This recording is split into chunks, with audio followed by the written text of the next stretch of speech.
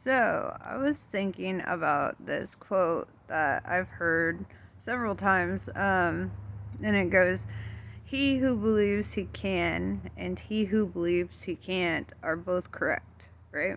And this kind of led me to a chain of thoughts, right? Like a chain of like actualizations, I guess. Where I was thinking about Jesus, you know me, I'm always thinking about Jesus. But freaking, when he's healing people, or when people are being healed in his presence, I should say, um, he always would tell them, like, by your faith, you are healed, right? And it kind of like, it brings me to the point of epigenetics, right? Epigenetics is like when like people are sick or broken, like literally like limbs broken and shit, and doctors are like, there's no way you're coming out of that. And you're like, fuck that. I'm coming out of it, And because you believe you can, you work at it and you work at it and you work at it until you do it. Um, my brother is a living example of this, actually. This fool. So I'm going to bring him into this conversation too, because that was part of my chain of thoughts. He went cliff jumping with some friends, or well, with his girlfriend and her kids and whatever. Anyway, they're all cliff jumping, and he goes, jumps off the cliff, hesitates right at the end, like tries to stop himself, but continues falling, and he fell into a pile of rocks, broke both of his legs, broke a bunch of shit. He broke a bunch of shit, like, and it was bad. And he, like, I mean, he almost died, and didn't die. I don't know how the fuck, because we're not human. No kidding, but yeah, so he didn't die. And at the hospital they were like, yeah, bro, you're not walking for like 2 years minimum. You're not walking for 2 years. And he's like, fuck that. I ain't staying in bed for 2 years. And so this fool, he pushed himself and he pushed himself and he pushed himself. He was out of bed in 6 months. They had to completely reconstruct one of his feet.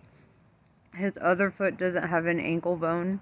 But this guy, I saw him dancing. Like on New Year's Eve, that guy was dancing. And we were play fighting, and then he accidentally punched me in the face, and I told mom on him. That was a whole other thing. There was drinking involved, okay? No, but he didn't mean to. It was like we were play fighting, and sibling shit, okay? You don't outgrow that shit, okay? It just keeps happening. But yeah, so my brother, he is now dancing, play fighting, living his life to the fullest, doing the most, right? Because he believed he could, right? And that's just a living testimony that I know of, right? Dr. Joe Dispenza, he's like a neuroscientist, and he actually works with people in this specifically, in working with epigenetics. And I'm gonna link some of his shit into this description, because I feel like y'all better hear this. But yeah, so he's a whole fucking he's a whole thing, right? And yeah, Dr. Joe Dispenza is fucking awesome. But you know, I feel like we live in a world full of people who are always saying, I can't, I can't, I can't, I can't, right? And that's spells, right? Your words are spells. Your word is your bond. And so when you tell your body that it can't, then it's like, oh, I can't. Okay. Okay, cool. I can't. You tell your body that you can, bam, you can, all of a sudden every molecule inside of you is fighting for survival, and that's epigenetics. That's going against what your body is supposed to be able to do based on its natural limitations, right? Genetic predispositions and all that. And so, yeah, he who believes he can, can. He who believes he can't, can't.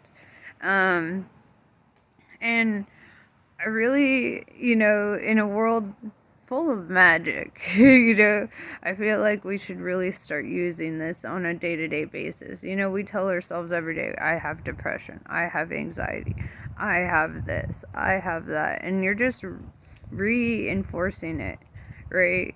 You're just, you you just keep telling yourself that you have these things, and so it perpetuates, um, and I'm actually a living testimony to that, because I had a lot of anxiety and depression and all kinds of shit, and because I felt so down and out, I finally started telling myself, I don't have depression. I don't have anxiety. I don't have all these things that people started labeling me with. I don't have to be that. I don't have to live that, And now I'm always laughing. I'm always smiling. I'm always having a good time. Like, car breaks down, it's okay. I made it home. Shit goes awry. It's okay. Shit's gonna be figured out. Everything always ends up figured out, right? Right? And that's something that you really need to start telling yourself, is shit's always going to find a way, because you have it in your power to find a way. And so, yeah, that's my little rant for today. Just put it in your head that maybe you don't have all these limitations. Maybe you can overcome this shit.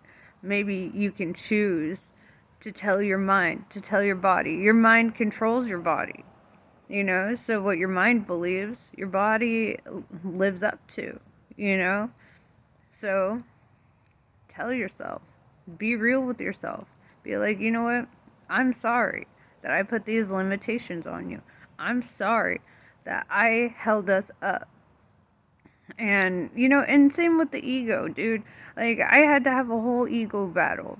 Like, where, my ego was trying to fight fights that never even happened. Those ruminating thoughts where you're sitting there like, oh, this scenario that may never ever happen, you just replay it in your head, and the what if and da da da da da da da nonsense, right?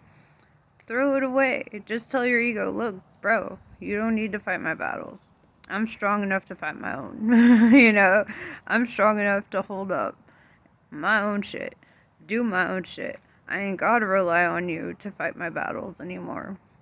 It's weak to rely on the ego when that's only like a portion of what you have, of what you are.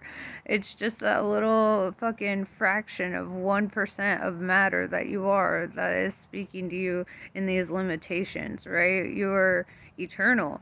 Energy is eternal. There's no beginning, no end. Energy can neither be created nor destroyed. It just goes on, right? It just transfers. It just keeps going. And so your energy, you're like 99.99999 onward percent energy. That's what you are. That's spirit, bro. That's God, bro. And if you start identifying with the God self, right? The God aspect of yourself, and you stop identifying with your matter self, right? Your human self, You don't have to be limited like that.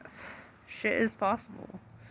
You attract the energy into your life by your intentions, by your thoughts, by whatever you put out into the universe. It's like Newton's law of gravitational something. Basically, it's a law of attraction, but it's for planets, right? Basically, the core of one planet based on the distance and size of another, it can create an orbit or whatever. They attract each other, and then they fall into orbit together. Well, same shit, bro. You can use that. You can use that in life. You can attract good things into your life. Not egoic things, not self-serving things, not things for your pride or, instant gratification, but things that are really here for your betterment. You can really bring that shit in. Be optimistic. I know I live in a world full of fucking depressed ass, not optimistic ass people, pessimistic ass. And